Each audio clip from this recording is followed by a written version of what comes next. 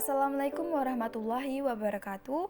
Hello everyone, welcome back to our English class with me, Miss Devi. How are you today? I hope all of you are in good conditions. Okay, in this chapter, we are going to learn about chapter 3. It's about we know what to do. Baiklah, selamat datang kembali di kelas bahasa Inggris bersama saya, Miss Devi. Pada kesempatan kali ini, kita akan membahas materi bab 3, yaitu We Know What to Do. In this chapter, we will learn about to give suggestion or recommendation, untuk memberikan saran atau rekomendasi, and to state rules and obligation, untuk menyatakan aturan atau sebuah kewajiban atau keharusan. Okay, let's get started. Okay, for the first is suggestion or recommendation. Suggestion or recommendation is statement of something that related about the advice we use should. Jadi, suggestion atau recommendation itu adalah sebuah pendapat tentang sesuatu yang berhubungan dengan sebuah saran. Dan kita menggunakan kata should. And the second is obligation. Kewajiban atau keharusan is statement of something that everyone must do. We use modals must. Jadi, obligation adalah sebuah pendapat tentang sesuatu yang harus dilakukan oleh seseorang. Dan kita menggunakan modals must, harus. Untuk membedakan antara suggestion or recommendation dengan obligation, mari kita lihat penjelasan di bawah ini. For the first suggestion or recommendation, in bahasa we can identify should as seharusnya. Jadi, untuk memberikan sebuah saran atau rekomendasi, kita dapat menggunakan should, yang dalam bahasa Indonesia berarti seharusnya. And then, in obligation, we use must. In bahasa, we can identify must as harus. Jadi dalam obligation atau keharusan, kita dapat menggunakan kata must yang berarti harus. Should is used when we want to give advice or a suggestion to someone. Jadi kata should ini kita gunakan ketika kita ingin memberikan nasihat atau saran kepada orang lain. We can also use should in negative form, should not, when we advise someone not to do something bad. Jadi kita juga bisa menggunakan kata should not, tidak seharusnya, ketika kita ingin memberikan saran atau nasihat untuk seseorang agar tidak melakukan sesuatu yang buruk. In question, should is usually used in order to ask for a suggestion or agreement. Dalam pertanyaan, should itu bisa kita digunakan untuk menanyakan sesuatu sebagai sebuah saran atau sebuah pendapat. Baiklah, mari kita lihat bagaimana pola dalam menggunakan kata should ini. Yang pertama adalah kalimat positif. Kalimat positif kita dapat menggunakan subject plus should plus verb 1. For example, sebagai contohnya, you should go to a doctor. Kamu seharusnya pergi ke dokter. And then, the negative patterns atau pola negatifnya seperti ini. Subject plus should not and verb 1. For example, she should not study until late at night. Dia seharusnya tidak belajar sampai larut malam. And the last is question. Kita dapat menggunakan should plus subject plus verb 1. For example, should we finish the meeting now? Haruskah kita menyelesaikan pertemuan saat ini?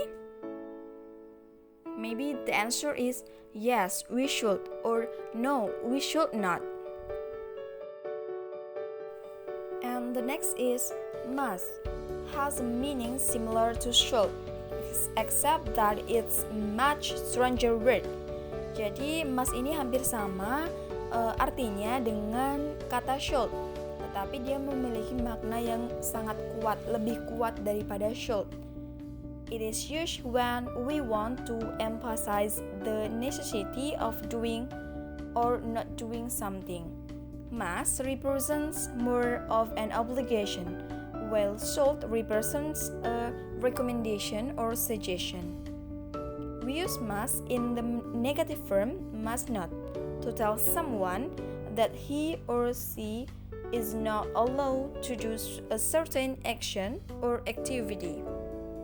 Jadi, kata must ini lebih kuat daripada kata should. Must ini sendiri berarti bahwa harus dan harus dikerjakan. Beda seperti should yang berarti seharusnya. Well, let's look the patterns of using must. Baiklah, mari kita lihat bagaimana pola dalam menggunakan kata must dalam sebuah kalimat. Yang pertama adalah positive patterns, pola positifnya seperti ini. Subject plus must plus verb one. Subject, kemudian kata must, harus, dan dibarengi dengan kata kerja pertama, verb one. For example is, we must stay at home during this COVID-19 pandemic. Kita harus tetap berada di rumah selama pandemi COVID-19. And then the negative patterns. Kita dapat menggunakan subject plus must not plus verb one. For example, he must not smoke in this room. Dia tidak harus merokok dalam ruangan ini, atau dia tidak boleh merokok di ruangan ini. And the last is using questions patterns. Kita dapat bertanya dalam menggunakan kata must. Polanya seperti ini. Must, kemudian subject, dan verb one. For example, must we submit this homework? Haruskah kita mengumpulkan tugas ini?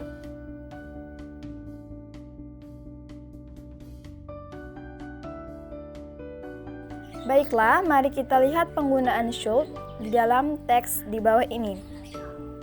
Contoh teksnya adalah, we will use more English now. You should greet me and your friends in English. You should ask questions in English. You should answer questions in English.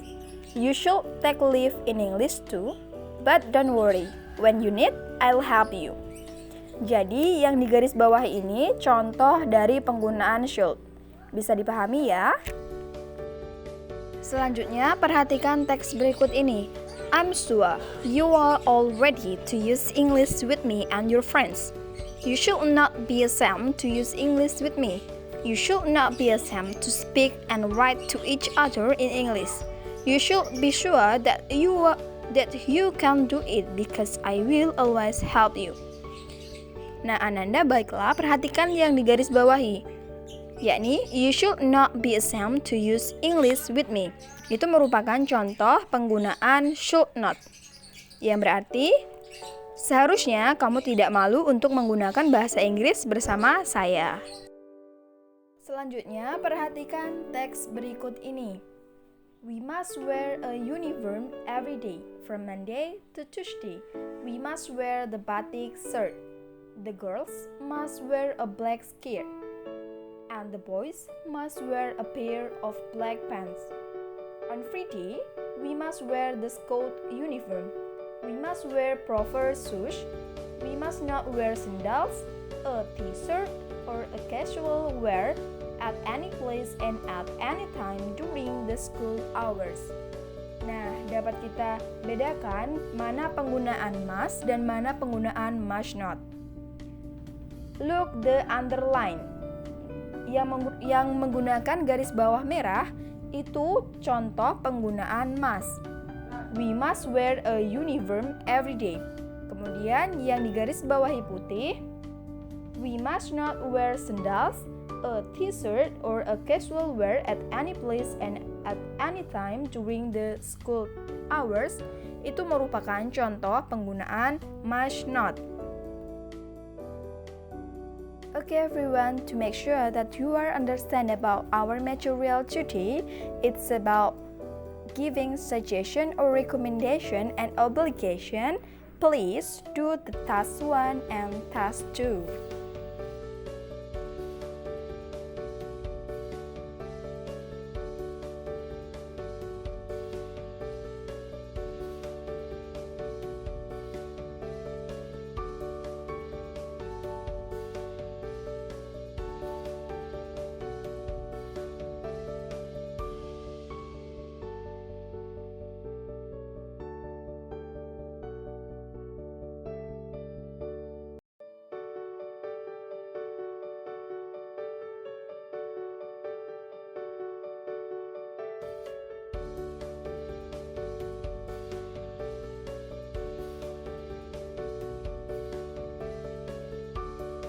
Okay everyone, I think that's all for today.